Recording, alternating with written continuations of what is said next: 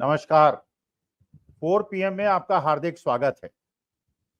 जैसे एक फेज का इलेक्शन हुआ, लोगों ने अपने अनुमान लगाए। सेकंड फेज का इलेक्शन आज हुआ, उसमें लोगों ने अनुमान लगाए और अलग अलग प्रकार की चर्चाएं चल रही हैं मेन स्ट्रीम मीडिया में और यूट्यूब चैनल्स में। और लोगों के सैंपल्स अलग हैं, लोगों के काम करने के तरीके अलग हैं। लोग फील्ड में जाते हैं, रेस्पोंडेंट से बात करते हैं, अपनी जो उनके अनुमान होते हैं वो चर्चा करते हैं। मेरा जरा अनुमान लगाने का तरीका असल में डिफरेंट है और मेरा जो सैंपल है नॉर्मली वो युवाओं का सैंपल है, वो छात्रों का सैंपल है। क्योंकि मैं ये मानता हूं कि जो छात्र हैं, जो युवा हैं, ये एक तो फ्लोटिंग वोटर्स होते हैं और ये बड़ी जल्दी खुश होते हैं और बड़ी जल्दी नाराज होते हैं। ये युवाओं की प्रवृत्ति है। तो जो वो डिफरेंस में अंतर डालता है वो युवा वोटर डालता है बहुत ज्यादा। जो ज्यादा उम्र दराज वोटर है उसकी अपनी एक बन जाती है, एक नीति बन जाती है, एक सोचने का तरीका बन जाता है और बहुत आसानी से उसको बदलता नहीं है। वो माने रेजिस्टेंस ऑफ चेंज होता है एक उम्र दराज आदमी में, और युवा जो है वो जल्दी से मत बनाता है और उसको बदल लेता है क्योंकि वो भावुक होता है, वो मुद्दों पे पलटता है। जैसे जयप्रकाश नारायण ने 1977 के चुनाव के पहले कहा था, जब आंदोलन चालू हुआ जेपी का, तो जेपी ने कहा था कि जिस प्रकार से लोकतंत्र में 3 तत्व सबसे इंपॉर्टेंट है। एक तो जो गाड़ी चलती है, घोड़ा गाड़ी चलती है, वो है। तो एक घोड़ा होता है, एक घोड़ा हाँकने वाला होता है और एक उसके हाथ का चाबुक होता है। तो जयप्रकाश ने जो आंदोलन चलाया था 1977 का, उसको युवाओं का आंदोलन कहा था और उन्होंने कहा था कि लोकतंत्र रूपी घोड़े को सही दिशा में चलाने का उत्तरदायित्व चाबुक का है और ये चाबुक युवा है। तो इसलिए मेरा जो सर्वे होता है, जो मैं जो सैंपल लेता हूं और जो बातें करता हूं, वो युवाओं से करता हूं और हर क्षेत्र के युवाओं से करता हूं, हर आर्थिक सामाजिक पृष्ठभूमि के लोगों से सर्वे करता हूं और मेरा सैंपल इस प्रकार का होता है। तो जो मेरा निष्कर्ष है, जो मुझे समझ में आ रहा है, वो मैं आपके सामने पेश करता हूं और बाकी जो होगा वो 4 जून को पता चलेगा। लेकिन मुझे जो लगता है होने वाला है वो ये है। मैं जब 2014 में, क्या 2014 में तो बात करने की स्थिति नहीं थी, मैं उस समय यूनिवर्सिटी में प्रोफेसर था। मैं जब भी युवाओं से बात करता था तो युवाओं के अंदर एक चेंज का बहुत बड़ा परिवर्तन का मूड था और इतना बड़ा मूड था कि उसमें प्रश्न पूछना और सैंपल सर्वे करना तो बिल्कुल निरर्थक था। हर आदमी अन्ना हजारे से प्रभावित था, उनके भूख हड़ताल से प्रभावित था, रामदेव जी का सितारा बुलंदी पे था और लोगों को यह समझ रहा था कि कांग्रेस का शासन जो 10 साल का है वो भ्रष्ट शासन है और इसके अंदर 2G 3G कोल जी और पता नहीं जीजा जी, पता नहीं क्या क्या नारे लगे थे और जनता उससे प्रभावित थी और युवा सबसे ज्यादा प्रभावित थे। 2019 के चुनाव में लोगों में वो स्थिति नहीं थी जो 2014 में थी, लेकिन पुलवामा में, जैसे आपको पता है, उसके बाद एक राष्ट्रीयता का मामला, एक नेशनलिज्म का मुद्दा उठा था और ये ऐसी पिक्चर पेश कर दी गई थी कि जो लोग पूछ रहे हैं कि पाकिस्तान पीओके के अंदर आक्रमण हुआ कि नहीं हुआ, वो देशद्रोही हैं और सेना से जवाब मांग रहे हैं। तो बिल्कुल भावनात्मक मुद्दा था। जनता जो थी वो एक भावनात्मक आवेश में थी और ये किसी ने नहीं पूछा कि जो पुलवामा के अंदर RDX आया था तो कैसे आया, कौन लाया, किस तरह से आप आया, कैसे हमारे जवानों की शहादत हुई। कई मैं उसमें गया था टीवी के प्रोग्राम्स में, तो मैंने जाके देखा कि वहां बिलखती हुई बेटियां, जो जवानों की बिलखती हुई बेटियां थी, अपने दुख प्रकट कर रही थी, बता रही थी कि किस प्रकार से जब वो उनके पिता की शहादत हुई, बल्कि वो आगरा की लड़की थी और उसने बताया कि वहां जब उसके पिता की शहादत हुई तो माता ने कहा कि मैं अपने पति का चेहरा देखना चाहती हूं। तो जो सैनिक आए थे उसके साथ, उसके शव के साथ, उन्होंने कहा चेहरा है ही नहीं, देखोगी कैसे, इतनी बुरी तरह से उनके चेहरे उगड़े हुए थे।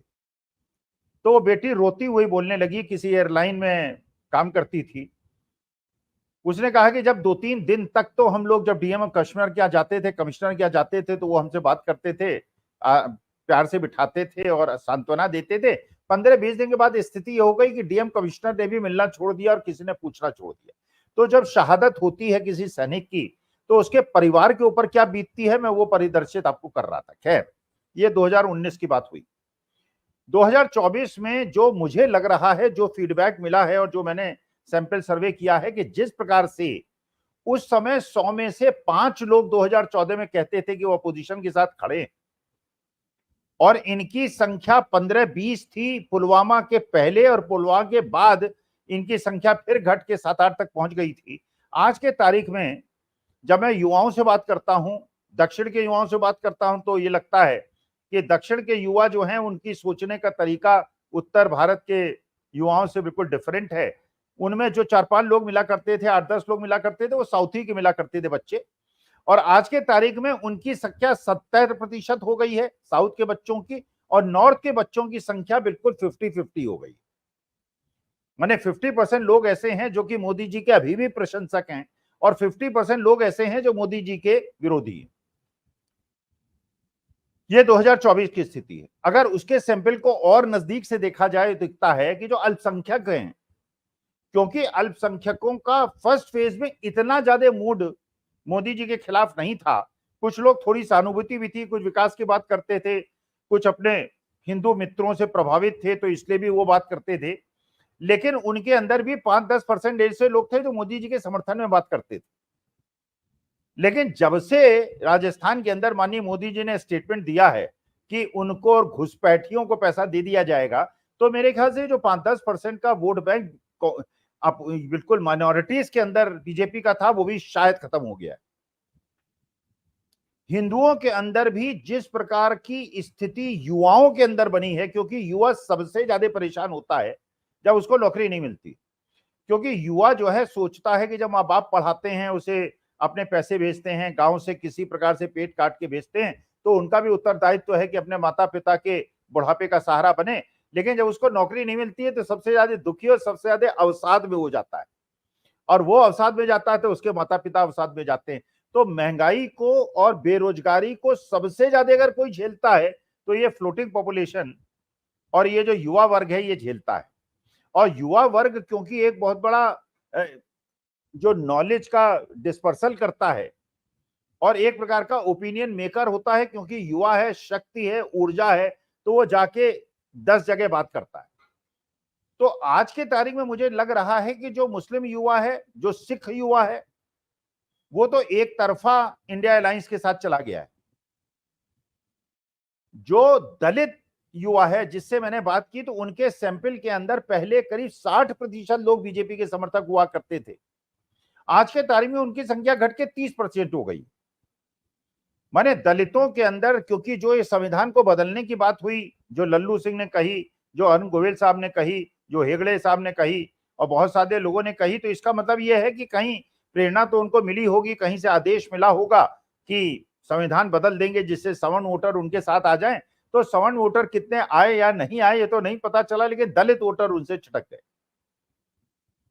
अच्छा, दूसरा एक और चीज पे आप ध्यान दीजिएगा कि जो दलित वोटर होता है और जो मुसलमान वोटर होता है, क्योंकि नॉर्मली ये सोशियो इकोनॉमिक कैटेगराइजेशन में कम आमदनी वाला होता है, इसलिए कड़ी धूप से, आंधी से, हर तरह की परेशानी से जूझने की क्षमता इनकी मध्यम वर्ग से, उच्च वर्ग से ज्यादा होती है।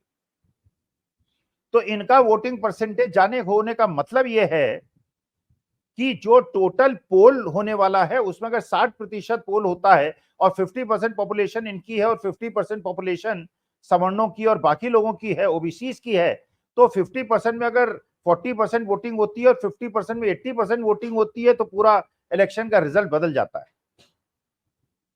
इसके बाद जो बीजेपी ने एक स्ट्रेटेजिक ब्लंडर किया कि हिंदुओं के अंदर भी उन्होंने आपसी मतभेद को उभार दिया। इसके अलावा जो किसानों का आंदोलन हुआ, अग्निवीर का आंदोलन हुआ, क्योंकि ये जो बेरोजगारी है सबसे ज्यादा किसको परेशान करती है, ये सबसे ज्यादा परेशान करती है सवर्ण वोटर को और मिडिल क्लास को। क्योंकि वो सुख सुविधाओं का उसे आदत पड़ जाती है। ईएमआई पे मकान का लोन ले लेता है, कार पे और मोटरसाइकिल पे लोन ले लेता है, अपने बच्चे को प्राइवेट स्कूल में पढ़ाने भेज देता है।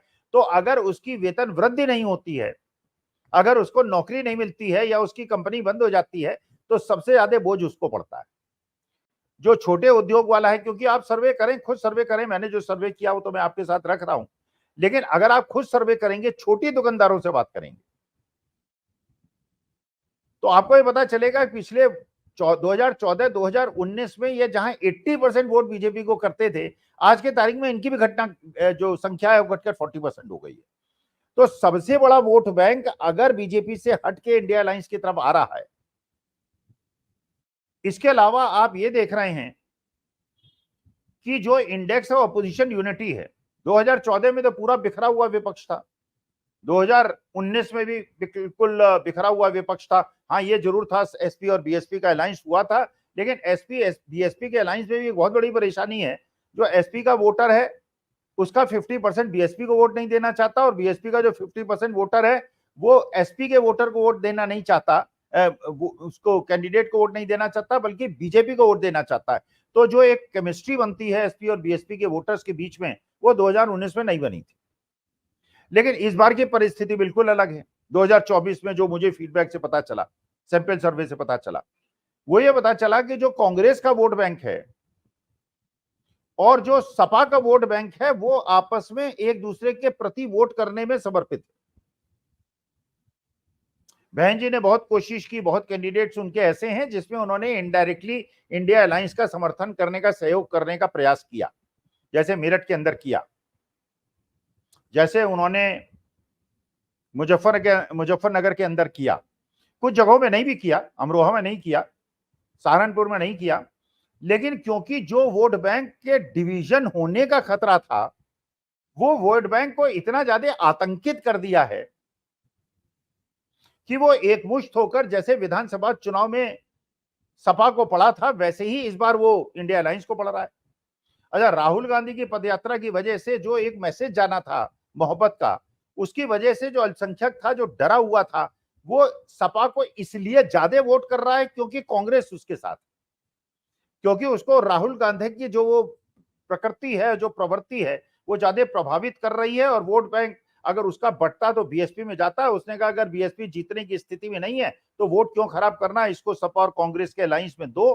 तो एक जो बहुत बड़ा वोट बैंक शिफ्ट हुआ है, और इंडेक्स ऑफ अपोजिशन यूनिटी की वजह से जो बड़े स्टेट्स में हुआ है, जैसे महाराष्ट्र के अंदर अगर आप देखें, अमरावती के अंदर पिछली बार नवनीत राणा इंडिपेंडेंट जीती थी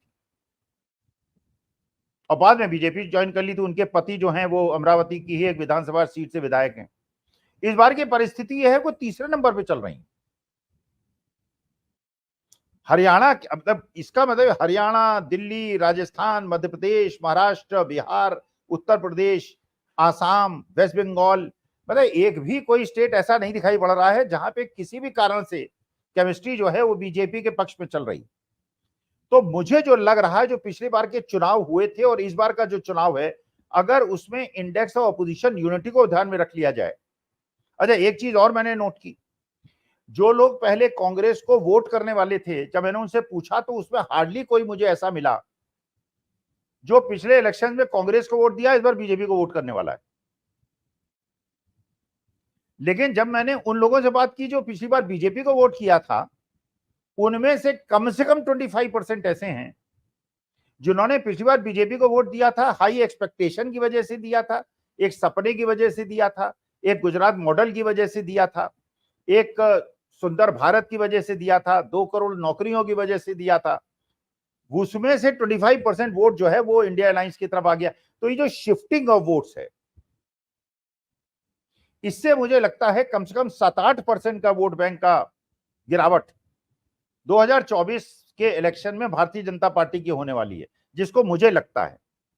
और क्योंकि ये वोट बैंक में गिरावट साउथ में तो हो नहीं सकती, क्यों, वहां तो बीजेपी स्ट्रांग है कि नहीं, वहां तो इतने वोट ही नहीं है उनके 5-7% के, चाहे तमिलनाडु हो, चाहे प्रदेश हो, चाहे केरला हो, चाहे तेलंगाना हो, कर्नाटक में हो सकता है क्योंकि वहां उनका वोट बैंक है करीब 35-37% का। लेकिन अगर ये 5-7% का टोटल अगर सैंपल सर्वे लिया जाए और इसको नॉर्थ में केवल कंसंट्रेट कर दिया जाए, तो ये कम से कम 10% की गिरावट है। 10% की गिरावट होने का मतलब ये होता है कि इंडिया अलायंस और एनडीए का वोट बैंक नॉर्थ इंडिया में बराबर है। अगर विधानसभा चुनावों का विश्लेषण करें, पिछली बार का राजस्थान का, छत्तीसगढ़ का, मध्य प्रदेश का, तेलंगाना का, कर्नाटका का, हिमाचल प्रदेश का, उत्तर प्रदेश का, तो आपको पता चलता है कि पिछली बार जैसे 80% सीटें बीजेपी को मिली थी, इस बार 60% सीटें भी बीजेपी के लिए मिलना बड़ा मुश्किल है। तो 20% का सीटों का कम होने का मतलब यही है कि 220 से 230 सीटों पे बीजेपी जाके अटक जाती है। तो जो मेरा सैंपल, जो मैंने आपको बताया, जो मेरा तरीका है, सैंपल बहुत बड़ा नहीं है, 150-200 लोगों का है, लेकिन ये एक डाइवर्जेंट है सैंपल, हर स्टेट का है, उस क्लास का है जो एस्पिरेशनल क्लास होती है, जिसके सपने होते हैं, जो सोचता है, रिएक्ट करता है, खुश भी होता है, नाराज भी होता है। तो मुझे ऐसा लगता है कि इस बार, मुझे लगता है, बाकी 4 जून को पता चलेगा, जो होगा देखा जाएगा, उसका विश्लेषण किया जाएगा कि माननीय मोदी जी के लिए सत्ता में वापस आना और माननीय मोदी जी का प्रधानमंत्री बनना मुश्किल ही नहीं, असंभव है। इंडिया अलायंस को सोचना पड़ेगा कि उसका मंत्रिमंडल कैसा होगा, उसका कौन प्रधानमंत्री होगा, कौन कौन मंत्री होंगे, लेकिन अभी से उसकी प्लानिंग करना न शुरू कर दें। ये केवल मैंने अंदाजा दिया है, जो मुझे लग रहा है। अभी से प्लानिंग शुरू कर देंगे और इलेक्शन पे ध्यान नहीं देंगे तो मेरे ख्याल से ऐसा हो नहीं पाएगा। तो अभी सारा जो ध्यान है, लेकिन जो सेल्फ गोल्स बीजेपी कर रही है, जो स्ट्रेटेजिक ब्लंडर्स भी लगातार करती चली जा रही है, जैसे आरएसएस ने भी साथ छोड़ दिया है, बीजेपी के नेताओं ने भी माननीय मोदी जी और शाह जी का साथ छोड़ दिया है, उससे मुझे ऐसा लगता है कि बीजेपी को लीडर ऑपोजिशन कौन होगा, इसका विचार में शुरू कर देना चाहिए। नितिन गडकरी जी होंगे, अमित शाह जी होंगे या राजनाथ सिंह होंगे, अगर ये लोग तीनों में चुनाव जीत जाते हैं। नितिन गडकरी जी का चुनाव जीतना बहुत मुश्किल है। लखनऊ की सीट राजनाथ सिंह की बहुत सेफ थी, लेकिन आज की तारीख में जिस प्रकार की घटनाक्रम हो रहा है और लखनऊ का जिस प्रकार से डेमोग्राफी है, उससे लगता है कि वहां पे रविदास मेहरोत्रा भी जीत सकते हैं। बट अभी मुझे लगता है राजनाथ सिंह जीत जाएंगे। नितिन गडकरी हार भी सकते हैं, अमित शाह हो सकता है जीत जाएं, क्योंकि अमित शाह हैं, लेकिन मुझे ऐसा लगता है लीडर अपोजिशन कौन होगा, कोठी बंगला किसको मिलेगा और मिनिस्टर का ओहदा किसको मिलेगा, इन 3 लोगों में निर्धारित होगा। और अभी जो परिस्थिति बन रही है, 2024 का चुनाव 2014 और 19 से बहुत अलग होगा, क्योंकि इस बार का जो चुनाव है, विपक्षी दल नहीं लड़ रहे हैं, बल्कि जनता लड़ रही है। जनता खुद प्रचार कर रही है, खुद वोट देने जा रही है, लाइन लगा के वोट दे रही है, और वो जनता ज्यादा वोट दे रही है जो ज्यादा संख्या में वोट देती है। इसकी वजह से, और जो एक निराशा है एक पक्ष में, और एक पक्ष में लोकतंत्र और संविधान को बचाने की अभिलाषा है, इसके बीच में मुझे ऐसा लगता है जो मैंने हुआ ऐसा होगा। 4 जून को होगा कि नहीं होगा, वो निष्कर्ष निकालेंगे और फिर डिस्कस करेंगे। धन्यवाद, आभार और नमस्कार।